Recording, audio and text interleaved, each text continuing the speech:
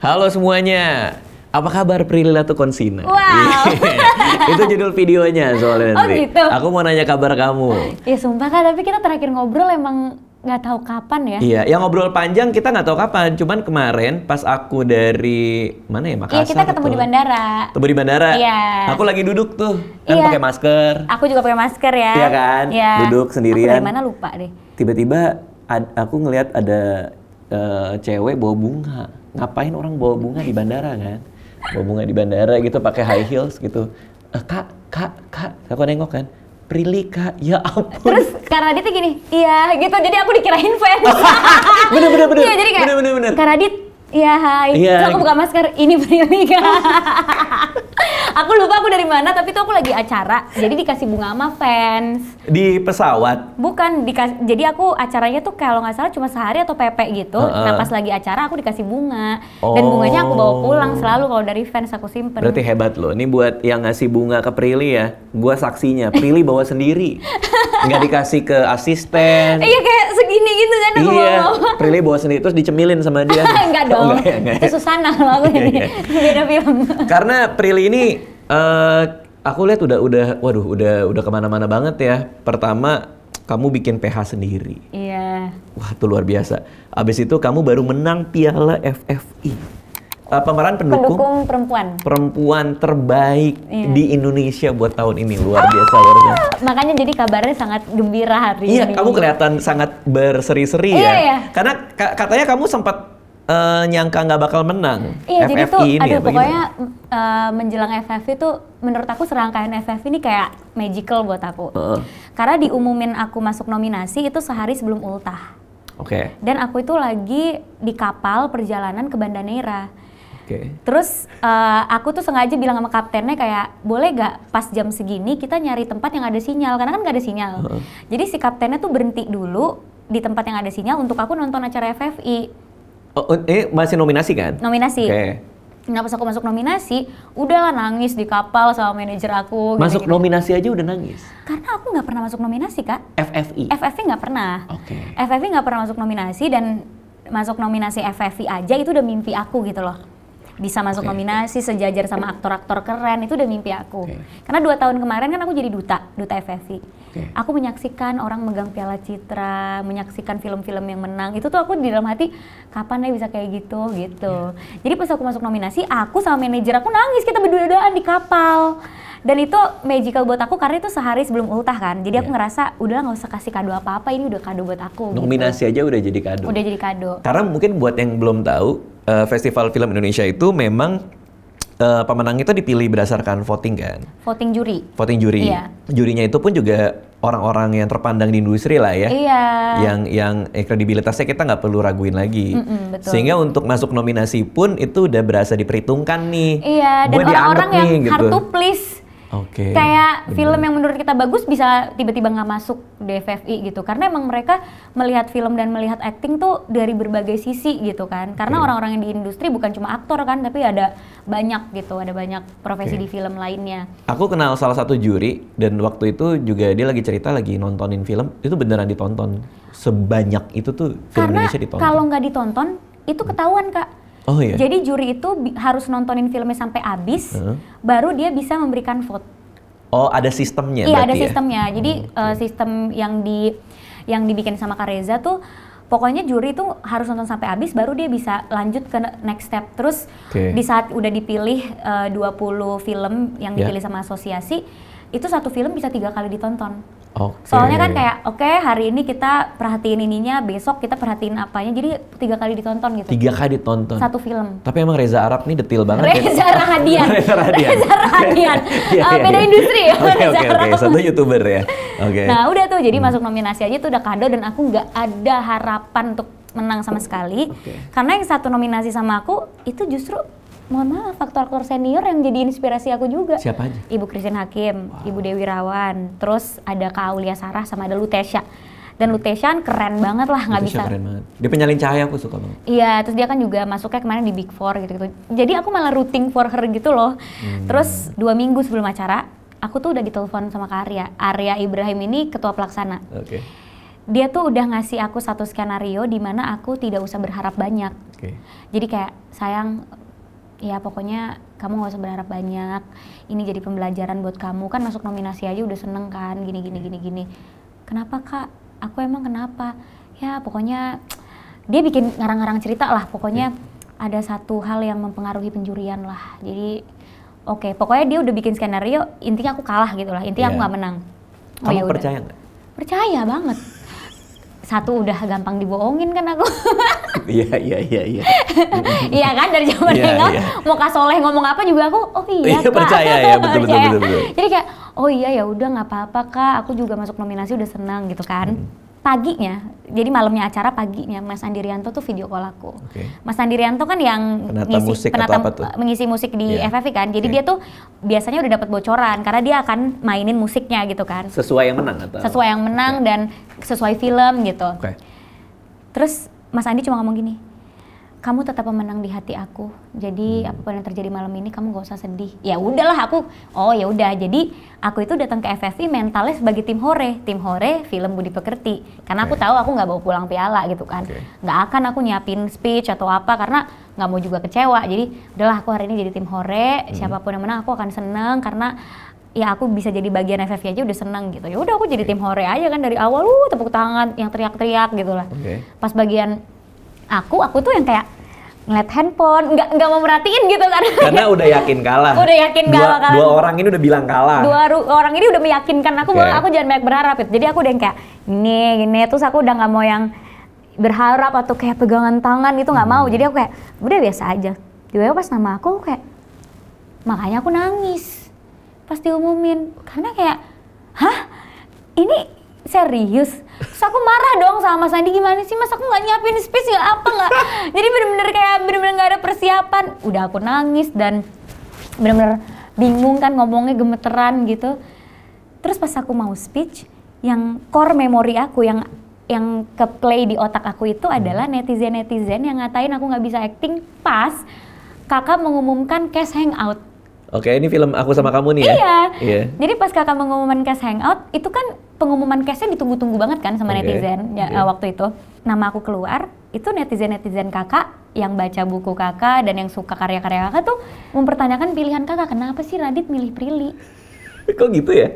Aku masih inget kayak Prilly. Serius nih Radit milih Prilly? Pasti nih film jadi kayak sinetron. Itu aku bacain banget. Terus kayak, seriously? Kamu gak pernah cerita loh? Karena aku nggak mau kelihatan aku insecure dan aku nggak mau kelihatan kalau aku sedih gitu loh. Jadi aku tuh emang nggak pernah cerita sama orang kalau aku sedih, aku dibully atau apa. Jadi ceria aja biasa gitu kan. Terus serius Prilly, ya ampun emang dia bisa acting ya? Itu banyak banget pertanyaan-pertanyaan kayak gitu. Dan nggak cuma pas hangout doang, pas aku main film horor juga, Danur itu kan bukunya udah banyak dibaca orang. Pas tiba-tiba aku yang main, orang kayak serius Prilly main film horor, emang dia bisa acting yang kayak gimana? Bukannya dia di sinetron alay ya karakternya gini. Orang tuh suka lupa kalau itu cuma karakter, tapi kan bukan berarti akunya kayak gitu kan. Iya. Dan banyak lainnya gitu. Di saat ada nama aku tuh pasti ada aja komen yang kayak mempertanyakan dan meragukan kenapa aku yang dipilih. Sampai kadang suka ada komentar kayak, ya iyalah Prilly yang dipilih, kan followersnya banyak, pasti PH ini juga biar marketingnya oke. Jadi kadang orang tuh menganggap aku dipilih karena marketing. Karena orang ngerasa followers aku banyak dan aku bisa membantu si marketing ini mempromosikan filmnya. Bukan karena skill kamu. Bukan karena acting, bukan karena skill. Aku bahkan sering kayak Prilly ini overrated banget ya. Banyak film sama seriesnya tapi kayaknya perasaan actingnya gak bisa membuat gue ini gitu-gitu aja kayaknya. Banyak juga yang kayak gitu. Itu yang terplay di aku pas aku mau speech. Jadi yang aku bilang adalah pada saat itu, ya penghargaan ini berarti banget apalagi buat orang yang selalu diragukan dan dipertanyakan di sepanjang karirnya. Karena aku juga bener-bener gak nyangka aku dapet itu gitu. Terus ya aku bilang, ya ini bukan jadi ajang pembuktian buat aku, tapi ini jadi refleksi buat aku bahwa mau kita setinggi apapun mimpinya, kalau kita tetap konsisten, persisten sama apa yang kita lakuin, pasti bisa suatu saat nanti gitu. Itu berarti yang terjadi di atas panggung memang kalimat yang tulus kamu rasain kan? Yang aku rasain karena aku nggak nyiapin speech apa-apa, udah yakin kalah kan? Which is itu biasanya lebih bagus dari kalau kamu siapin kan? Ternyata kan? Iya, Karena kan dari sini kan? Iya, dan ternyata akhirnya aku banyak, kok bisa sih aku menang, kok bisa ini. Jadinya malah yang diucapin tuh bener-bener yang aku rasain, dan ya akhirnya itu jadi ya kalimat itu dipotong-potong sama fans, dipotong-potong sama orang untuk ditampilin pas bagian itunya aja gitu. Untuk capres. Enggak punya kan? Kan sekarang gitu dipotong-potong buat dukung. Enggak ya. Oke, tapi yang ngebuat kamu menang di FFI tahun ini, menurut kamu apa faktornya gitu? Ya selain karena mungkin film kamu menang karena film Budi Pekerti kan? Iya. Mungkin apa karena film yang ngasih kamu range acting, kamu dikasih lihat, jadi kamu bisa perform lebih dibanding yang sebelumnya? Apa kenapa tuh faktornya menurut kamu? Mungkin ini pertama kalinya aku dapat karakter yang beda banget dari film sebelumnya dan dari karakter aku yang dari karakter asli aku gitu. Jadi sama sekali nggak ada Prilly di karakter itu. Biasanya aku selalu menemukan diri aku di setiap karakter yang aku mainin. Tapi di karakter itu tuh nggak ada yang sama dari karakter dan akunya. Bener-bener nggak ada yang sama, kayak cara dia mengekspresikan emosinya beda sama aku. Cara dia ngomong beda karena dia full bahasa Jawa, aku bukan orang Jawa. Terus cara dia make up aja beda, aku kan no make up terus agak dikasih eyeliner bawahnya, jadi muka aku tuh kelihatan judes, kelihatan marah tiap saat gitu loh. Di Karena film itu? Iya. Terus juga cara aku menanggapi sesuatu beda, jadi itu readingnya lama banget 3 bulan. Jadi emang aku pas nonton Budi Pekerti, kok bisa ya gue gitu ya, beda banget gitu. Jadi akunya pun gitu. Aku kan selalu sharing sama Kak Reza Rahadian. Yeah. Dia udah nonton film aku, terus dia ngasih review lah ke aku. Yang mana nih? Yang Budi Pekerti. Dia bilang, aku tetap dapat emosi kamu walaupun kamu tuh nggak ngomong atau kamu nggak ngeluarin air mata. Tapi aku tahu apa yang kamu rasain gitu. Ya mungkin karena itu kali ya, aku nggak ngerti. Mungkin karena di film ini aku memperlihatkan cara aku mengeluarkan emosi tuh beda. Biasanya kalau nangis ya nangis, ketawa ya ketawa, marah ya marah. Kalau di sini kan aku bener-bener flat, mukanya diem, poker face gitu. Dan si Regas Banuteja ini, sutradaranya Kak Regas tuh bilang, Pril, aku jadi pas reading itu aku selalu pakai gerak tubuh kan. Misalnya pas reading, ini selalu nengok, badan aku selalu gerak. Nah terus dia bilang, di karakter Tita aku mau kamu nggak usah terlalu bergerak tubuhnya. Jadi kamu marah, kamu nangis, kamu kecewa, itu cukup kamu liatin di mata kamu aja. Jadi aku nggak butuh kamu ekspresi yang besar. Mungkin cuma cukup dari lirikan, mungkin cukup dari kamu nunduk ke bawah atau kamu apa. Tapi itu tantangannya, gimana caranya kamu menampilkan emosi yang besar tapi cuma lewat mata dan gerakan yang sangat minim.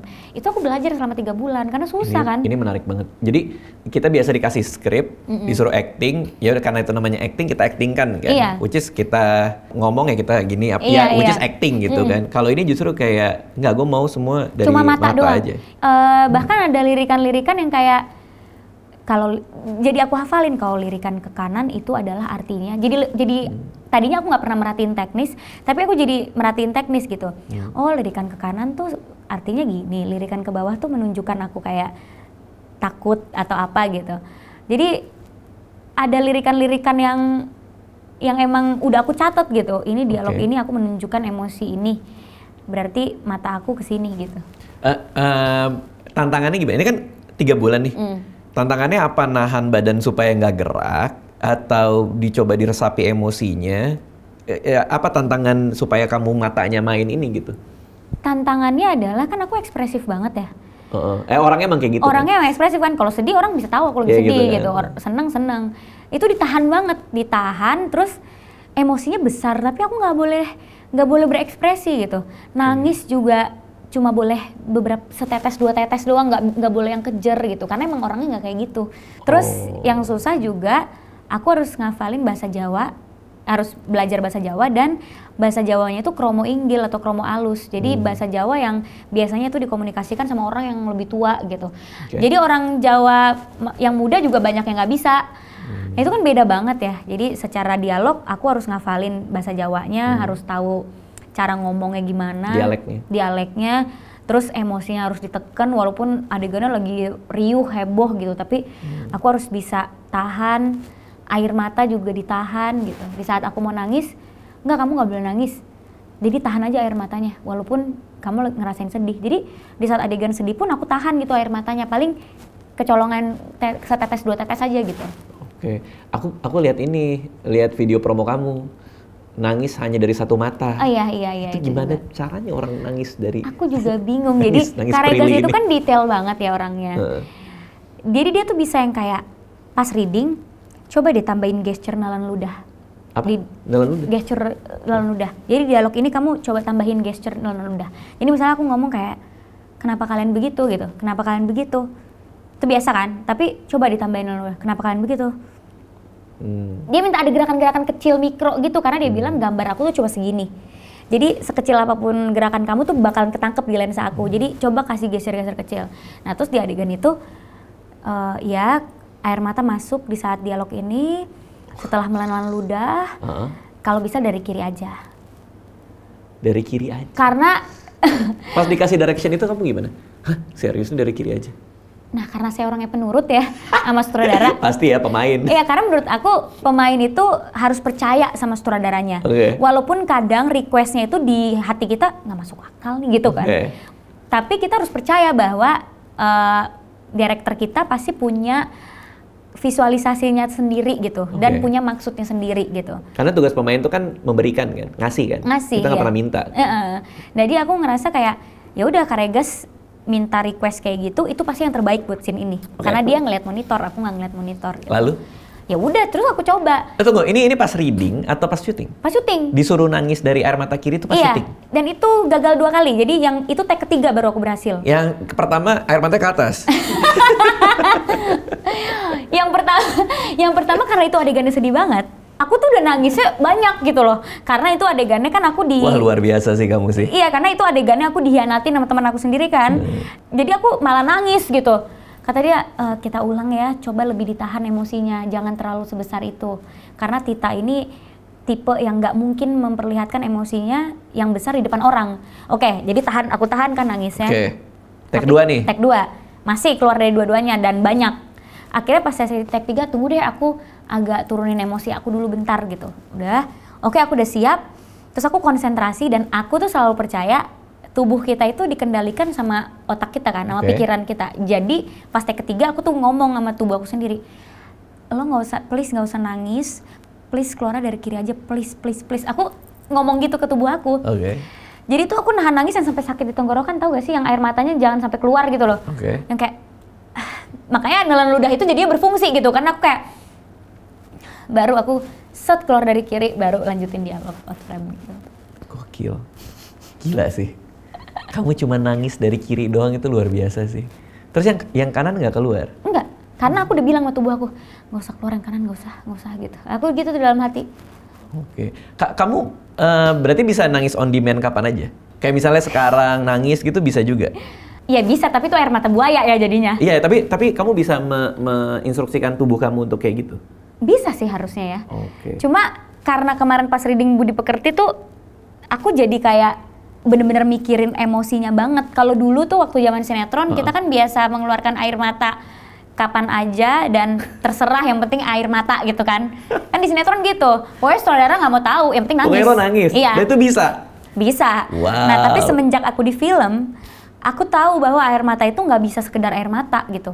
Karena lensanya segini, kalau lu bohong, kelihatan lu tuh cuma air mata buaya doang gitu. Harus bener-bener ada emosinya gitu. Apalagi di bioskop kan, gede banget tuh mata kelihatan itu. Iya, jadi ketahuan kalau kita air mata buaya pakai teknik yang emang waktu aku pelajari di sinetron gitu. Jadi pas Budi Pekerti itu justru aku malah belajarnya nahan.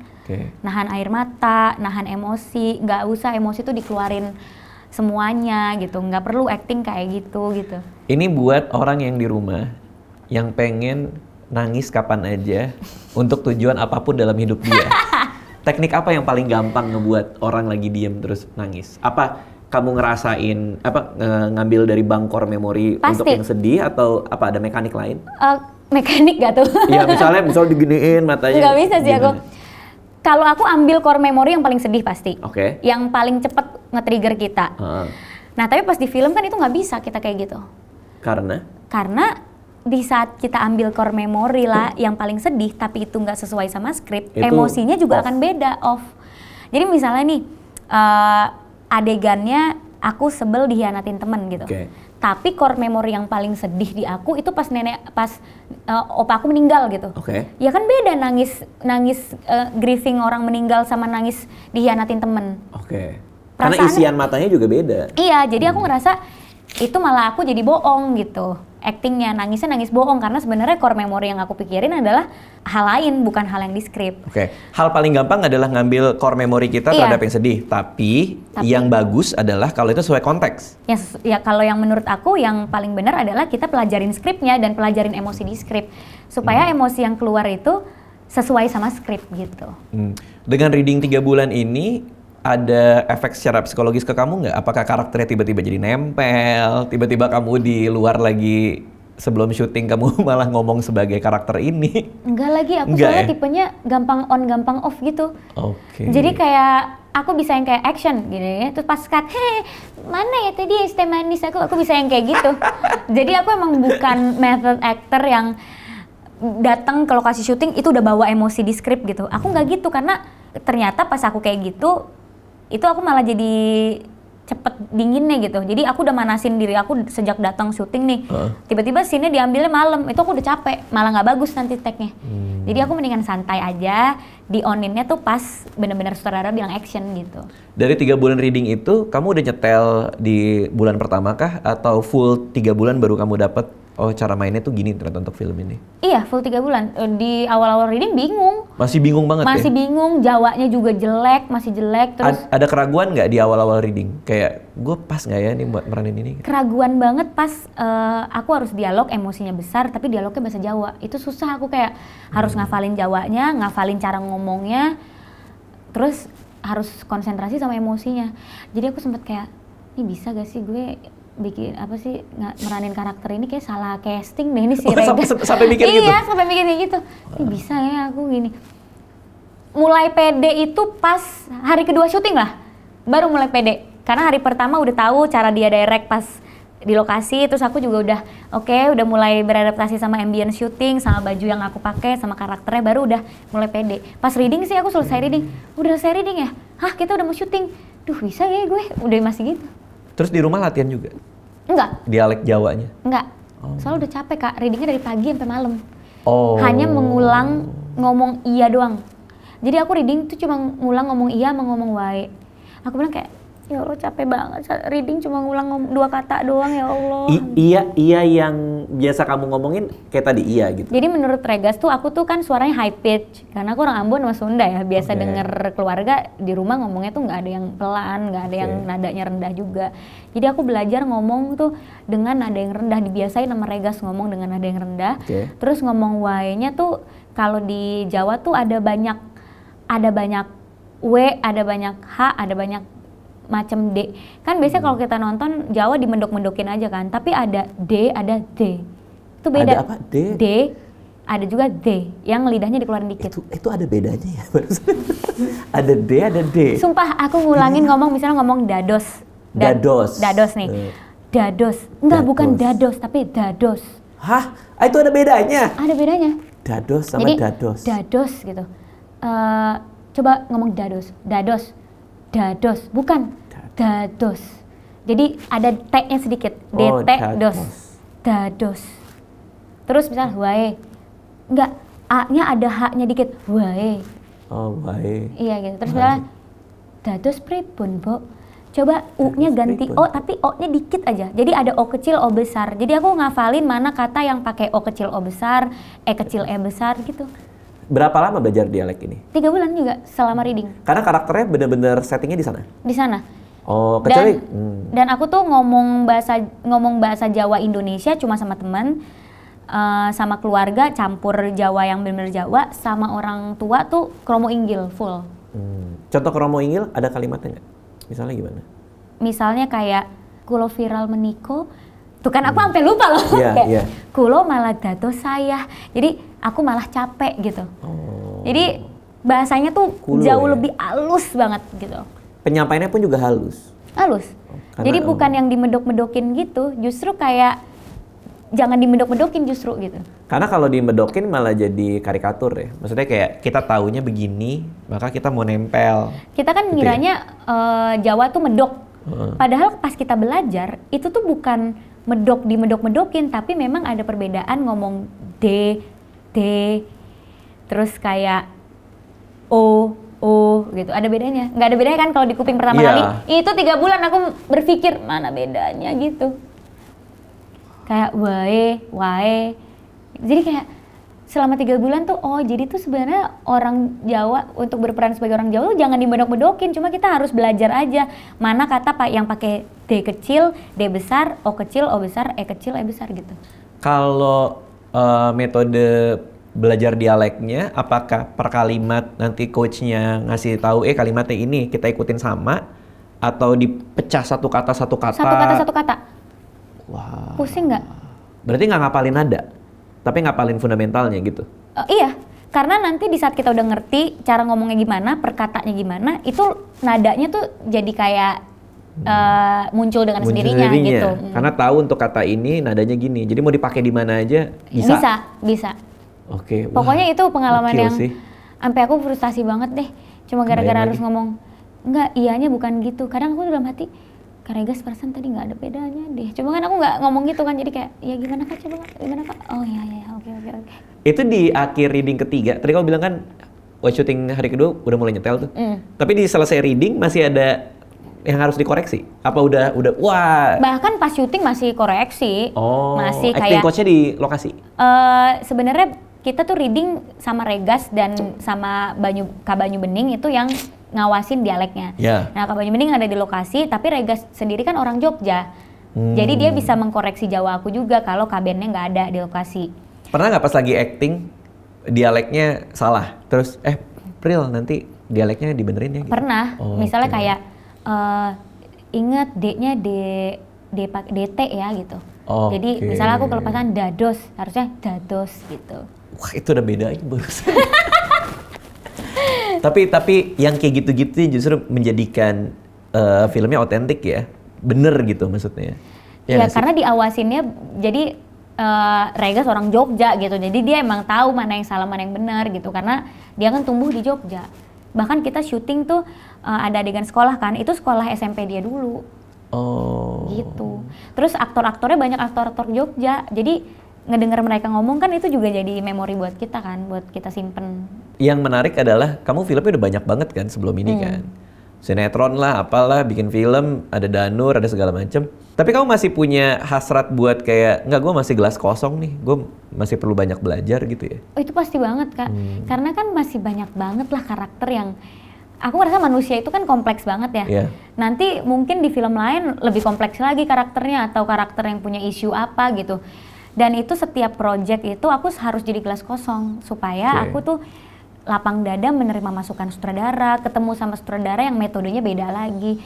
Next aku syuting sama sutradara yang gak kayak Regas, ya aku tetap harus menghormati dan percaya sama metode sutradara itu gitu. Bahkan ya abis ini aku syuting Cinemaku Pictures gitu ya. Umay itu punya metode yang jauh beda sama Regas. Ya aku harus menjadi gelas kosong untuk menerima metodenya Umay, cara dia ngedirect aku gitu. Terus nanti aku sama siapa lagi beda banget ya, aku harus jadi gelas kosong. Karena abis syuting Budi Pekerti, aku tuh syuting film Cinemaku ketika berhenti di sini itu sama Umay. Itu beda banget. Kalau Regas kan detail, kalau Umay itu yang lebih kayak udah ini sesuai dengan apa yang lo rasain, terserah dialognya mau apa, lo mainin aja. Bahkan dialognya nggak diserahkan ke pemain? Diserahkan ke pemain, terserah gitu. Tapi mungkin karena kita nggak ada beban, dialognya harus dialog Jawa atau daerah lain ya. Kita kan bahasa Indonesia aja gitu, jadi mungkin bisa lebih leluasa gitu. Tapi Umay sama Regas punya perbedaan metode yang beda. Kalau aku nggak jadi gelas kosong, aku nggak akan bisa terbuka sama metode apapun gitu. Kan bener. Lawan main pasti beda metodenya, sutradara beda, environment beda. Jadi setiap aku tiba-tiba syuting film atau syuting series tuh aku udah gelas kosong yang nggak tahu apa-apa. Jadi aku akan terus mendengarkan siapapun yang ngasih aku saran, yang ngasih kritik gitu. Oke, kalau balik ke sinetron lagi suatu saat kamu masih mau? Enggak. Udah nggak mau? Kenapa? Karena itu? Jam kerja. Karena yang kamu tidur di mobil itu ya? Iya. Menurut aku udah nggak sanggup sih untuk pulang pagi. Syuting pulang pagi, terus aku juga nggak sanggup kayak syuting diburu-buruin karena mau tayang sore ini gitu loh. Itu udah nggak lah ya, karena kamu udah tahu bahwa ini tuh yang lebih nyaman buat gue gitu ya. Iya, karena kalau aku film nih persiapannya kalau aku di belakang layar persiapannya yang lama. Tapi syutingnya tuh paling sebulan atau 22 hari gitu. Setelah itu tinggal nunggu tanggal tayang, aku kosong tuh, bisa ngelakuin hal lain, bisa ngurusin bisnis, bisa ngurusin apa, bisa liburan, bisa diving, aku punya hidup gitu. Pas sinetron tuh 3 tahun aku sinetron gak ngapa-ngapain, kuliah gak bisa, ke mall juga kayak orang norak gitu pas kita ke mall. Kenapa? Karena gak pernah ke mall. Terus juga gak bisa main sama teman-teman, jam tidur tuh nggak teratur, aku suntik vitamin tiap hari, jadi aku ngerasa itu juga nggak sehat buat aku. Iya. Tapi kalau aku jadi produser sinetron aku mau. Oke. Tapi jangan aku yang main gitu. Nah tapi berarti kamu sekarang ada bisnis PH nih. Itu aku juga kaget sih pas aku tahu tiba-tiba kamu bikin PH. Udah gitu langsung bikin box office lagi. Ya alhamdulillah ya. Itu gimana ceritanya ada orang bikin PH langsung box office? Itulah aku juga nggak ngerti, karena menurut aku angka penonton tuh bonus kan. Iya. Tapi yang perlu kita pastiin kan kita udah bener nih secara produksi, kayak kita memproduksi sesuatu yang bisa dimengerti sama banyak orang kalau orang nonton. Iya. Terus kita nge-raise issue yang juga orang bisa relate, dan marketingnya harus bagus gitu. Penonton berapa itu kan kehendak Tuhan ya, tapi yang penting kita udah ngelakuin step-stepnya dengan benar. Jadi ya pas aku di belakang layar aku tuh learning by doing juga kan. Oh gini loh produksi, ngatur produksi, oke. Ada pusingnya juga aku main. Tapi di saat scene aku selesai, aku nggak bisa pulang karena kan aku produser juga, harus evaluasi produksi apa yang ini. Kamu jadi pemain dan kamu evaluasi produksi. Iya. Itu pas main ada nggak ya kayak pas lagi main nih, terus kayak wah ini kayak overtime nih, ini kru harus lembur nih kayaknya. Iya. Pas lagi main. Iya mikirin banget. Lucu banget. Terus nanti gini, bisa ngajakin Prilly ngomong nggak ya, ada problem nih, apaan? Terus dia scene-nya lagi susah gak? Enggak sih harusnya, baru diajak ngobrol. Kayaknya kita harus nambah syuting sehari. Wah itu udah pusing tuh. Ya karena budget kan. Iya nambah syuting sehari, nambah berapa juta, nambah berapa ratus juta kan. Belum lokasi ini bermasalah nih, lokasi yang besok nih. Iya, terus hujan. Hujan nih gimana nih, mau nungguin hujan atau take yang lain? Take yang lain atau gimana gitu, soundnya nggak bisa nih. Nah itu kan mikir-mikirin kayak gitu. Udah gitu kan aku pemain. Mendengar dong gosip-gosip pemain di belakang. Apa misalnya mereka kayak, kok gue belum di tag ya? Itu beban tuh buat aku, karena kan aku produser. Jadilah aku ke Astrada. Kenapa ini dia belum di tag? Dia udah nunggu loh dari jam segini.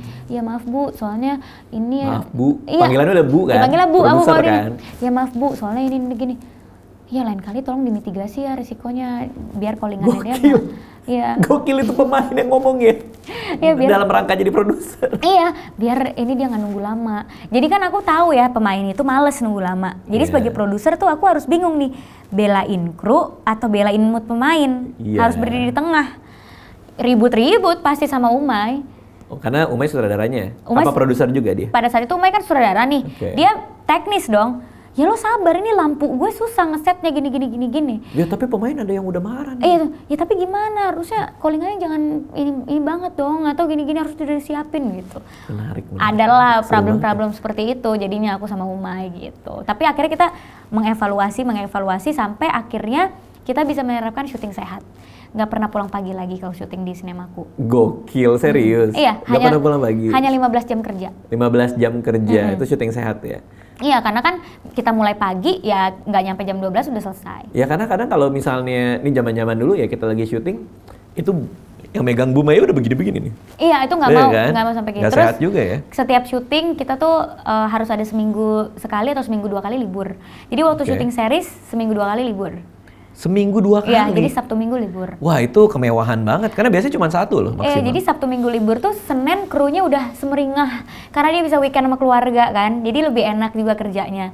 Terus ada beberapa hari yang bahkan jam 5 sore udah pulang. Oke, karena udah kelar semua scene. Udah kelar semua scene, jam 5 sore udah pulang, jadi bener-bener kita syuting sehat banget. Tapi emang yang film pertama kalian ini yang Kukira Kau Rumah Makan Padang ini emang bukan Kukira Kau Rumah Makan Padang. Oh, coba sampai rumah ya. Kukira Kau Rumah itu kan nge-hit nih, ya kan?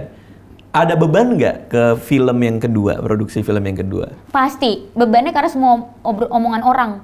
Ayo lo, yang pertama di box office, yang kedua box office gak nih? Ya itu kan pasti kayak duh, jadi takut gitu kan. Dan dari segi budget produksi, yang pertama sama kedua jauh nih budgetnya. Jauh lebih mahal yang kedua? Jauh banget, yang lebih mahal yang kedua. Itu karena yang pakai kacamata itu? Iya, yang pakai kacamata itu. Karena kan di Kukira Kau Rumah, namanya juga PH baru, kita kan nggak bisa bikin film yang budgetnya gede banget gitu kan. Nah di film yang kedua, karena udah ngerti nih, oke, udah belajar kesalahan di pertama, kita harus memperbaiki produksi yang kedua. Bentar, apa kesalahan di produksi yang pertama? Ya misalnya dari segi alat, kita nggak bisa pakai alat yang segitu bagusnya. Oh gitu? Iya kan? Karena kemahalan? Karena mahal. Aduh seru banget. Iya, terus dari segi lokasi, nggak bisa pakai lokasi yang mewah-mewah atau art yang mewah-mewah. Karena ya nggak ada budgetnya. Oke. Gitu, kostum apa segala macam. Tapi kan untung film yang pertama. Tapi kan nggak tahu bakalan untung. Awalnya kan pakai duit sendiri-sendiri dulu. Oh, jadi maksudnya resikonya nggak usah segede kemarin lah gitu ya? Karena kemarin tuh karena kita maunya lokasinya mewah ini, jadi ada resiko lagi nih, takutnya nggak balik gitu kan? Bukan, malah yang kedua tuh kita harus naik dong production value-nya. Karena yang pertama kan kita udah ditonton sama banyak orang. Nah yang kedua, kalau bikin film harus jauh lebih bagus dari yang pertama. Jadi dari segi budget, jauh lebih gede yang kedua. Jadi maksudnya lokasinya harus lebih bagus. Harus lebih bagus. Alatnya harus lebih bagus. Alatnya harus lebih mahal. Lensanya harus lebih bagus. Jadi gambarnya sinematografinya bagus. Gokil. Artnya harus pakai art yang emang bayarannya mahal gitu ya artnya. Terus DOP-nya pakai DOP yang udah masuk Piala Citra, nominasi dan segala macam. Siapa DP-nya? Kak Cumit. Oh, Anggi, Cumit. ya. Iya, kenal. Terus malah Kak Cumit bawa tim sendiri gitu kan. Secara DOP timnya lebih banyak. Jadi secara jumlah kru kita jauh lebih banyak. Oke. Pakai pemain yang mahal-mahal juga nih pemainnya. Ada Reval Hadi, ada Brian, ada Cut Mini, Oma Widiawati, Lutesya, Sal Priadi. Enggak, berarti kamu udah tahu budget pemain sekarang udah ya? tahu budget pemain gitu ya. Dulu kan nggak tahu Nggak kan? tahu. Sekarang dia segini. Iya, sekarang pemain lebih banyak. Udah gitu kelas semua nih. Kita nggak bisa nego budget terlalu gimana-gimana gitu. Nah jadi beban nih, udah yang kedua budgetnya jauh di atas yang pertama. Jadi BEP-nya juga jumlah penontonnya lebih banyak daripada yang pertama. Oke, target jumlah penonton ya? Untuk balik modalnya kita lebih banyak dong. Meraih penontonnya harus lebih banyak gitu daripada yang pertama gitu. Cuma ya balik lagi aku bilang angka penonton itu bonus. Yang penting kita udah lakuin dengan benar nih, production value kita udah naik. Kita udah pakai kru lebih banyak, pemain-pemain oke semua. Oke gitu. Lebih siap kita, post pro-nya juga lebih siap. Berapapun yang kita dapat itu memang rezekinya kita segitu gitu. Jadi pas udah lewat 800.000 tuh udah tenang kayak lewat 800.000, pas lewat sejuta udah tenang gitu. Oke, udah lewat sejuta, oke udah aman-aman gitu. Bisa nih bikin film lagi nih. Iya. Apa yang tantangan paling besar sebagai produser untuk yang film kedua ini? Apakah soal promo, apa soal apanya? Karena aku lihat promo-promo kamu juga menarik-menarik banget gitu. Creative development sama marketing. Itu dua tantangan itu? Itu dua tantangan. Creative development ini apa nih? Konteksnya apa? Skrip. Oh, nulis skripnya? Nulis skripnya, karena kan aku kan di PH tuh kita bagi-bagi tugas. Tugas aku itu, aku Chief of Marketing and Promotion. Tapi aku nggak mau Chief of Marketing Promotion ini terpisah sama kreatif. Jadi apa yang kreatif bikin, apa yang kreatif tulis, tim marketing aku udah harus tahu. Supaya tim marketing bisa kasih insight ke kreatif. Misalnya mereka nulis nih, terus menurut marketing nggak menjual. Kita boleh intervensi di situ. Intervensi dalam artian mendukung atau memberikan saran. Jadi misalnya si tim penulisnya? kreatif aku udah nulis nih, tim kreatif aku nulis sinopsis, terus aku ngerasa kayak ini enggak sih gitu. Dari segi marketing ini nggak works. Jadi aku boleh kasih saran, gimana kalau gini? Tapi balik lagi kita serahkan ke kreatif direkturnya, yaitu adalah Umay. Umay setuju atau enggak sama saran aku? Aku jadi penasaran nih. Jadi Umay ini punya penulis? Jadi Umay punya tim kreatif. Umay punya tim kreatif. Nah, tim kreatif ini yang menulis skenario? Yang menulis sinopsis dan premis cerita. Dia nulis premis, dia nulis sinopsis. Tapi nanti akan ada penulis skenario? Ada. Berarti penulis skenario-nya ditunjuk, gue udah punya sinopsis, udah punya premis, lo bikin sampai jadi? Kembangin, iya. Gitu. Itu berapa orang penulisnya? Kreatif tim kita ada lebih dari 10. Kreatif timnya ada 10 orang? Iya. Penulis skenarionya? 1. Siapa penulisnya? Alim kemarin, KBDS. Kemarin Alim Studio, tapi tim kreatif kita sekarang mungkin ada 12 kali ya. Itu di bawah Umay semua. Jadi mereka bertanggung jawab membuat sinopsis dan premis cerita film dan series. Makanya kita perlu banyak. Karena kan kita juga produksi series. Karena ada series, ada film juga. Film juga kamu nggak produksi cuma satu, tapi ada banyak. tahun depan katanya mau berapa? 3 atau? Tahun depan lebih dari 1 lah intinya. Oke. Berarti tim kreatifnya ada di atas 10 orang, tapi tiap proyek penulis skenarionya 1? Satu atau 2 biasanya sama Umay nulisnya bareng gitu. Berarti memang lebih ringan di penulis skripnya ya? Karena dia terima sinopsis sudah jadi kan? Iya. Tinggal dikembangin aja. Tinggal dikembangin gitu. Berhadapan sama penulis gimana? Karena aku dalam posisi penulis nih, produser. Aku nih paling sering nih, kalau udah deadline, itu waktunya ngilang biasanya. Jadi gimana caranya kita ngilangin dari produser? Sebenarnya, Radit udah tanggal 10 mana skripnya? Aduh Pak, bentar ya Pak, gitu. Gimana caranya minta deadline diundur? Penulis kamu pernah kayak gitu nggak? Enggak sih. Enggak ya? Berarti penulis yang buruk ya? Si Kak Alim Studio itu, itu seru banget nulis sama dia. Jadi Kak Alim itu enggak yang semata-mata, nih gue tulis, lo terima tulisan gue. Enggak, dia diskusi sama kita. Kadang dia juga diskusi, ini kita rubah di sini, ini kita rubah sini. Jadi kita tuh ngerti perkembangan dia lagi nulis sampai mana. Jadi kita tahu, dia lagi nulis sampai misalnya X1 gitu. Ntar kita baca dulu X1-nya gini, terus dia udah sharing ke kita X1-nya gini ya, ntar X2, X3 gitu. Selalu di-sharing ke kita, jadi kita selalu terlibat di apapun yang dia tulis gitu. Kamu nggak ngerapiin sendiri tulisannya berarti ya? Jadi kan dikasih penulis, udah jadi skrip, kamu nggak ngutak-ngatik sendiri, tapi kamu ngasih notes? Kasih notes, gitu, kasih notes. Pernah nggak ketemu penulis yang notesnya tuh kayak, kayaknya ini nggak bisa dikasih notes, udah nggak selamat nih, kayaknya masih nyari yang lain deh gitu? Nggak pernah tapi? Pernah. Tapi berarti ya udah nggak cocok aja gitu? Iya, berarti nggak cocok aja. Pernah biasanya karena mungkin penulisnya nggak mau direvisi lagi gitu. Gitu. Tipe-tipe kan, penulis yang ini ya? Iya, nggak mau, pokoknya nggak mau revisi lagi. Nah kalau kayak gitu kan, ya juga ya? Kita nggak bisa gitu. Karena tujuan kita bikin PH kan kita pengen bikin apa yang kita suka kan.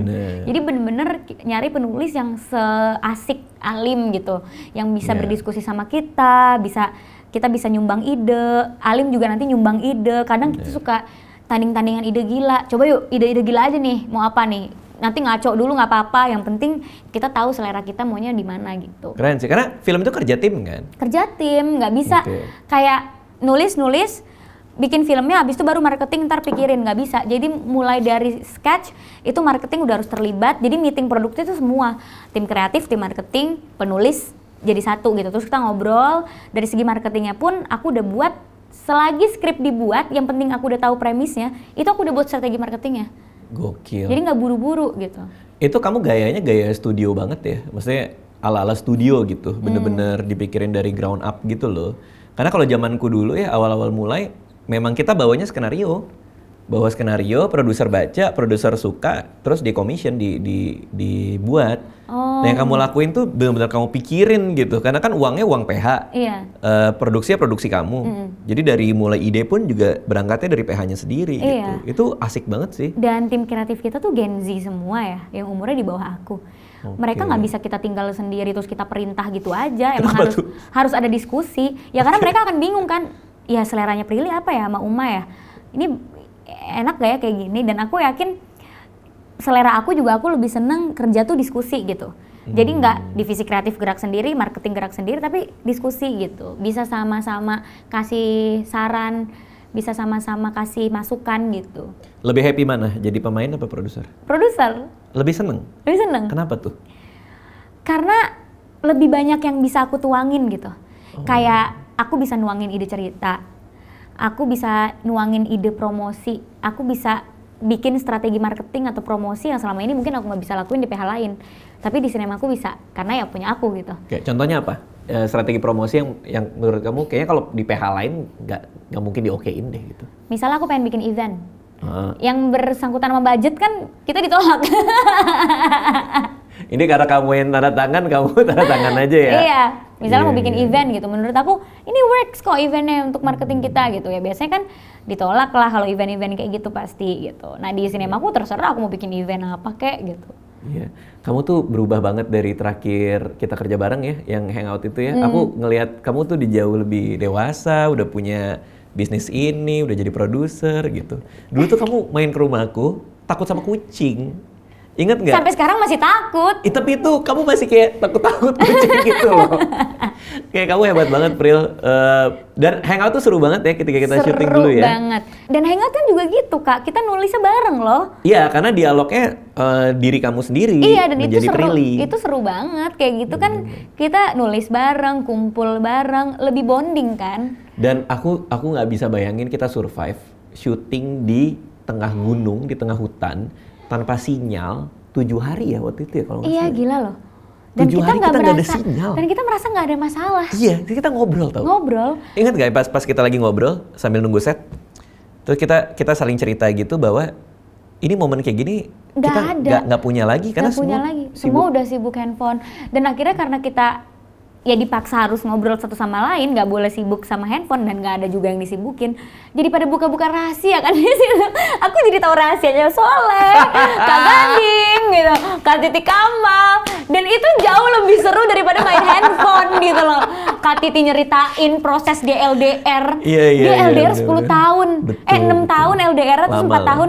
Jadi kayak wah gini ya tips LDR ya. Terus aku tahu ceritanya Kak Gading yang lucu-lucu, Kak Soleh gitu. Dan menurut aku itu jauh lebih menarik daripada kita scroll-scroll Instagram gitu. Iya. Aku masih ingat cerita semua orang, kecuali Soleh karena aku buang dia dari memoriku ya. Nyebelin tuh orang tuh, emang di mana-mana jadi nyebelin dia.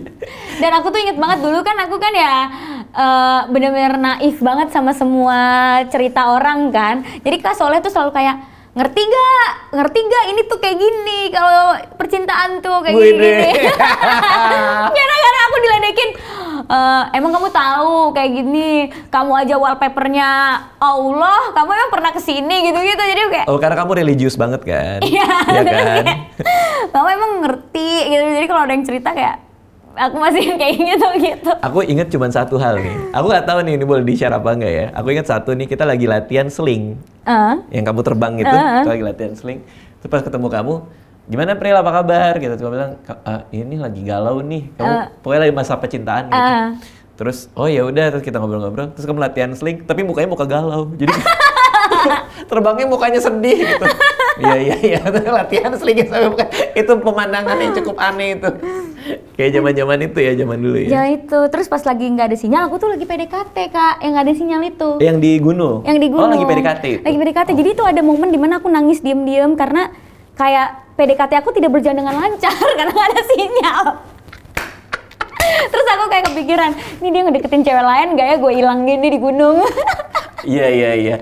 Dan aku inget banget bangun pagi itu warga-warga situ cerita nemu tai macan gunung.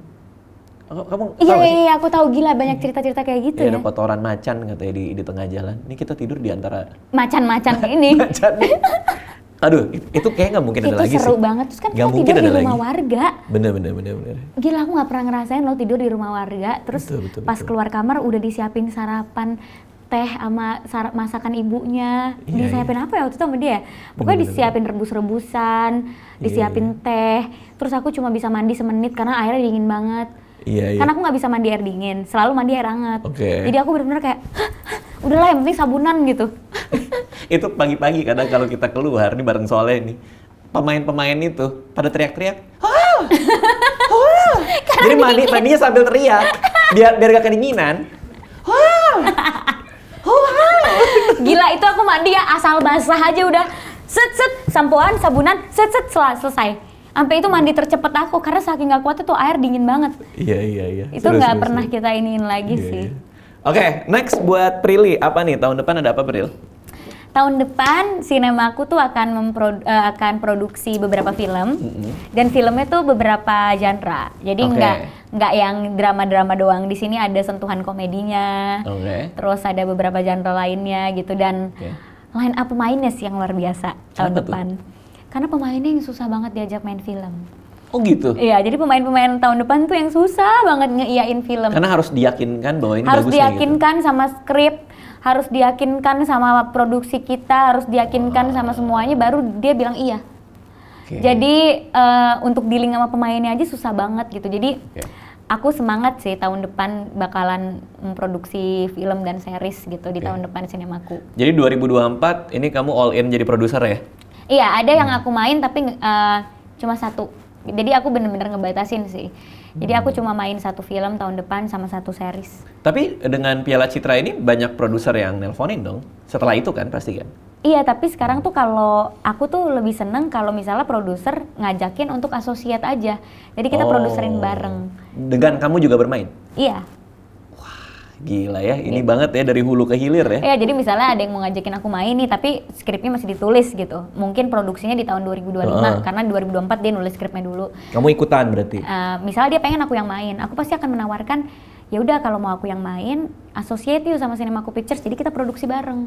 Aku jadi produser juga di film kamu gitu. Gila ya, dan kamu, biasanya mereka say yes to it gitu, karena aku beneran akan aku kerjain marketingnya apa semua gitu. Jadi lengkap kan dapet akunya. Iya, kamu jadi ada paketnya gitu kan. Kalau nggak salah kamu juga nyewain genset ya di. Thank you Prilly, sukses buat semuanya ya, makasih semuanya. Thank you semuanya.